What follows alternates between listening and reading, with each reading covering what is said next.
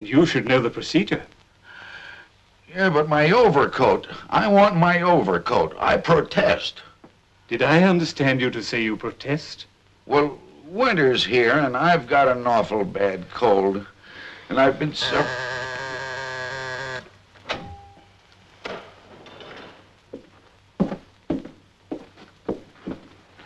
This gentleman protests.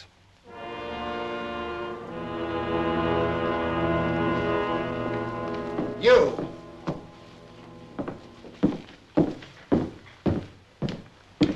Look at these.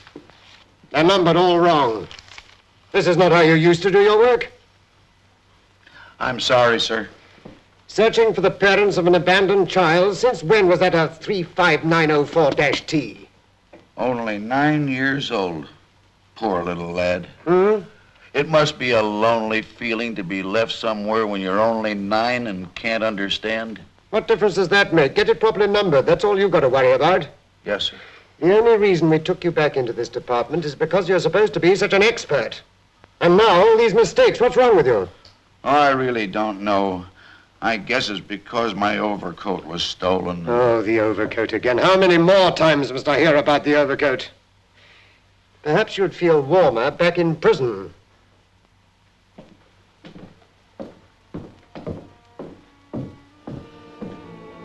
Won't nobody help me?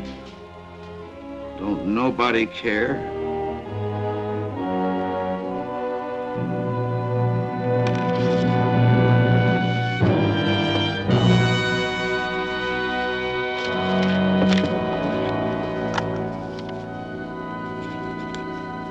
And so, citizen, when your pathetic letter was brought to my attention, when I saw to my horror all that you suffered in trying to recover your overcoat, I felt tears of shame. Yes, shame sting my eyes. He cares. Is this but an idle boast? No. 10,000, 10 million no's. And to prove it once and for all, I have called you here today. And I'm having these words broadcast to the farthest frontiers of our land, so that all might know the living truth that I care. I do care for every one of my people. So what is to be done for this simple man, this decent man who is now the victim of every blast of winter wind? Are we to shrug our shoulders and say there is no solution for his sufferings? Let me cry out the answer for all to hear. No! For we have found a solution. Successful action has already been taken. You found my overcoat? You listening in. Did you hear him cry out, "You have found my overcoat"? Citizen, we have done much more than find your overcoat.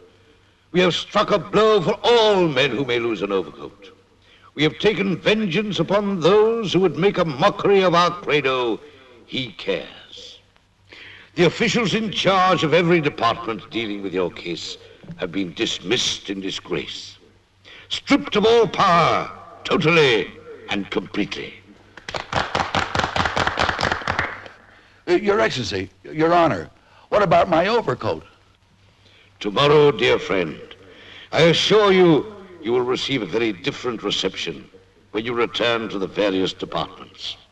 And now this concludes my little You mean the chat. Department of Investigation? Yes. The Department of Special Reports? Of course. And the Department of Emergency Welfare? And the Department of Reexamination? And the Department of Evaluation? Certainly, all the departments. And now, dear friends, this concludes And my they'll little still say talk my report for has today. been properly filed and duly processed. You can keep dismissing them, stripping them of all power, disgracing them, and replacing them until the end of time, and it still won't get my overcoat back. And when I protest, they'll still throw me into prison, because it's not they. They're just part of a machine that was to give us so much happiness. This machine that reduces a broken heart to a number in a catalog that says a hungry child is nothing more than 26583-Y. Stop him. The machine Cut that us has off made here. us forget Stop what him. kindness, warmth, and pity means. When you say you care, you lie. You can't possibly care. None of us can care. We've forgotten how. Stop him! Kill him! machine that has taken our souls. No, wait. Listen. So let the machine die with you.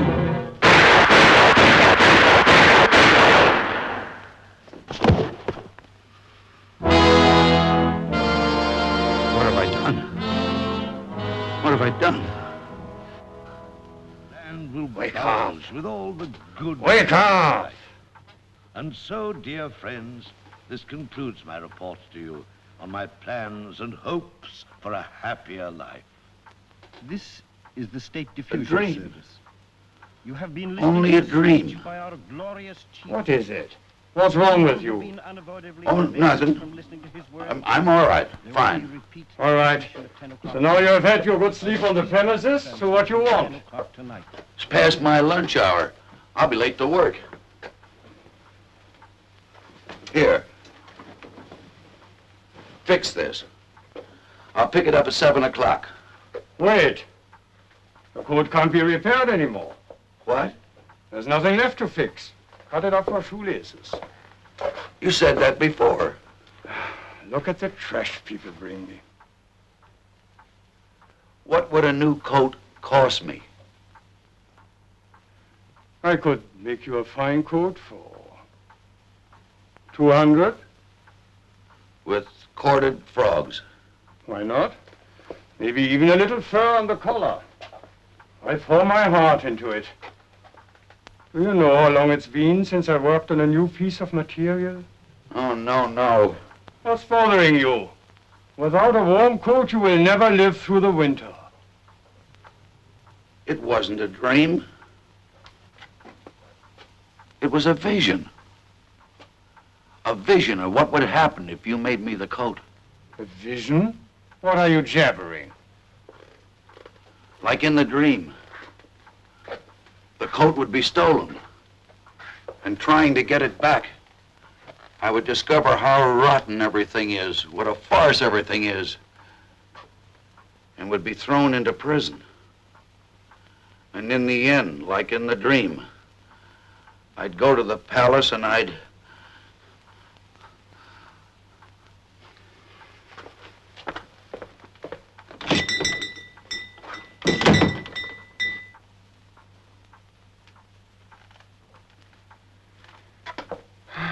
What am I, a tailor or a magician?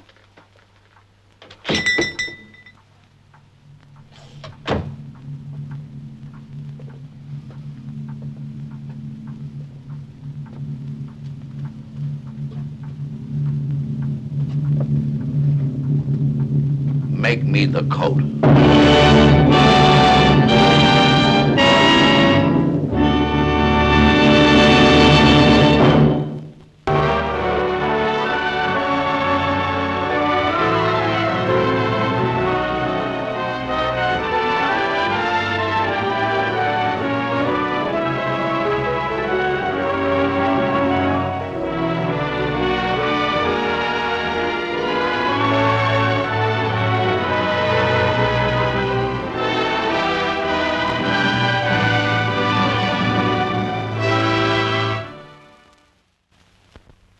We're all indebted to Buster Keaton and to James Hayter for their performances. Come and join us again, won't you? And you may be sure that we'll continue our effort to produce the best stories we can find from whatever part of the world we can find them. Good night, and thank you for watching us.